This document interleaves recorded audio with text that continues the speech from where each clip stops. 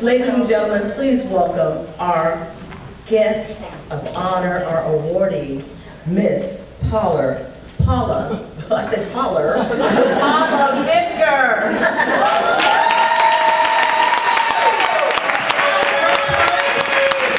In the external scheme of things, shining moments are the brief as the twinkling of an eye. Yet such twinklings are what eternity is made of. Moments when we human beings say, I love you, I'm proud of you, I forgive you, I'm grateful for you. That's what eternity is made of. Invisible, imperishable, good stuff.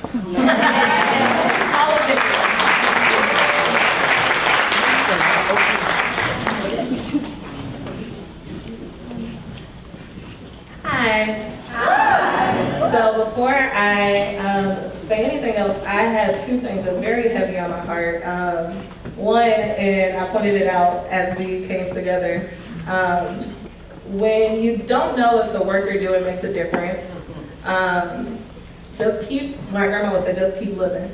So the first person honored today was one of the women, one of the sisters of my church that helped raise me. So Sister Niecy Baker, she ran programs for girls within our church, and it hit me when I saw the picture mock-up of this evening of like to be on the same stage as someone that did so much for me growing up.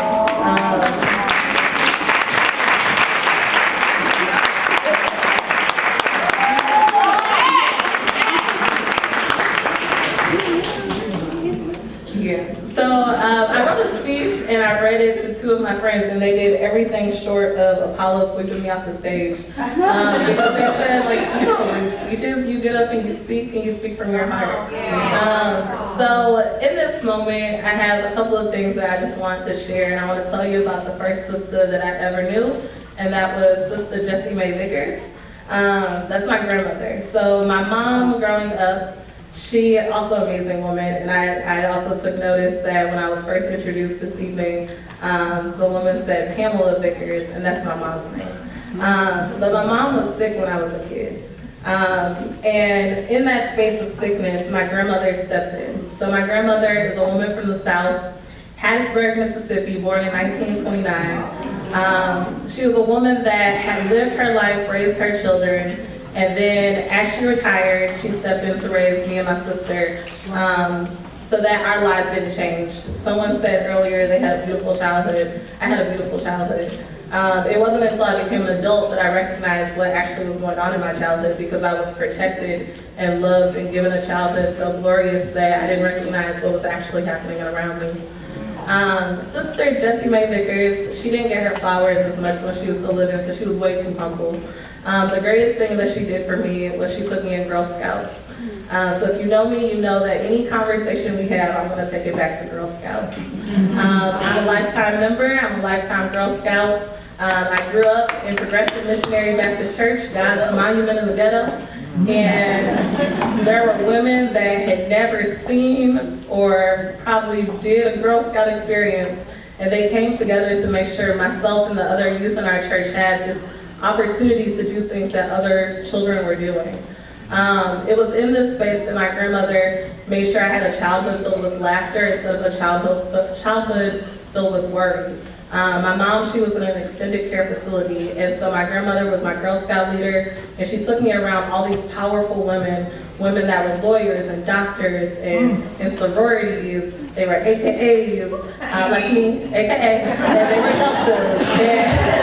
And they graduated from HBCUs, and these were women that poured into me and made sure that any opportunity that I wanted, no matter the financial situation, no matter if someone was there or someone wasn't, they made sure someone was there. Growing up, my grandmother made sure that we were given the same opportunities as everyone else. I was a DSEG kid myself. And she wanted to make sure I defined myself before I went into a school that didn't look like me. And so that when they told me things about myself or about my people, I knew not to believe them. It was through Girl Scouts that I was in leadership programs. We took tours of HBCUs, we took tours of all these spaces that are important to our ancestors. We went to Disney World by selling cookies.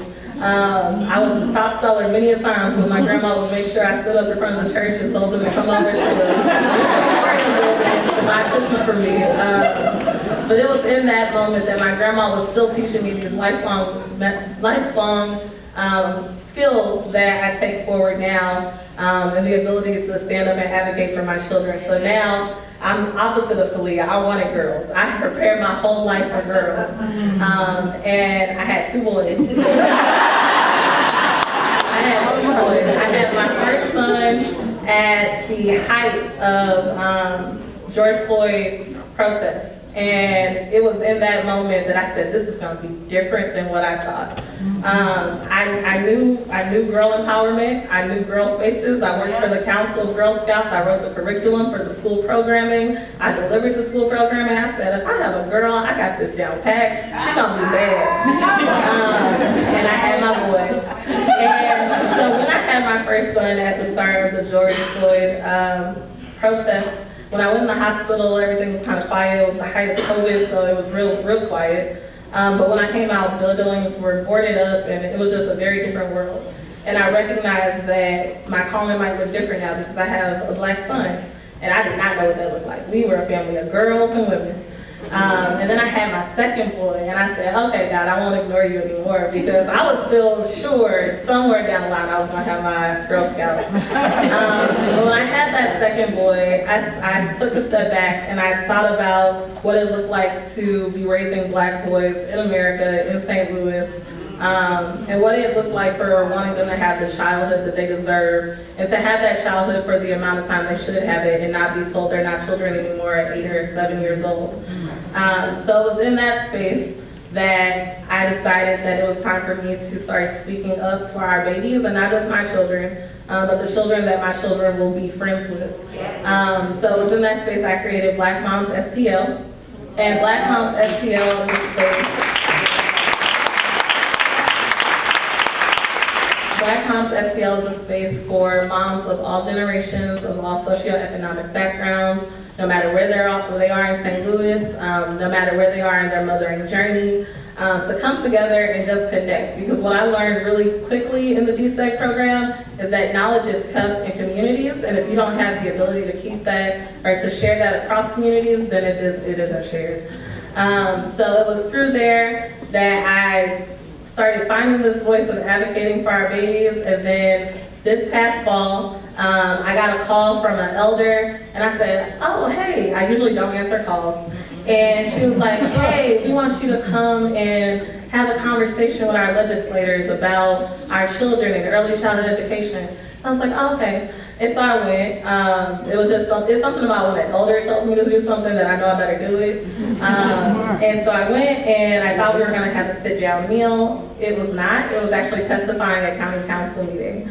And as we were transitioning from the space of Urban Sprouts to the county council building, I was like, this is where I'm going to gracefully make my exit. I'm going to figure out how to get in my car, smile, and drive away, and they'll never see me again.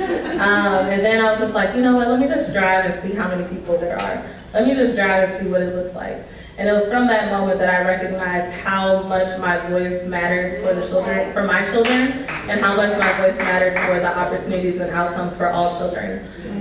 So it's within that space of We Power, the Power and Policy Action Group, that I have built, or I've stepped into this journey, and I followed God's lead for my life of advocating for early childhood education. And I invite you to join us on first Wednesdays of the month, 6:30 to 8. And then if you are a Black mom at STL, get my number. We will invite you to play dates. Thank you.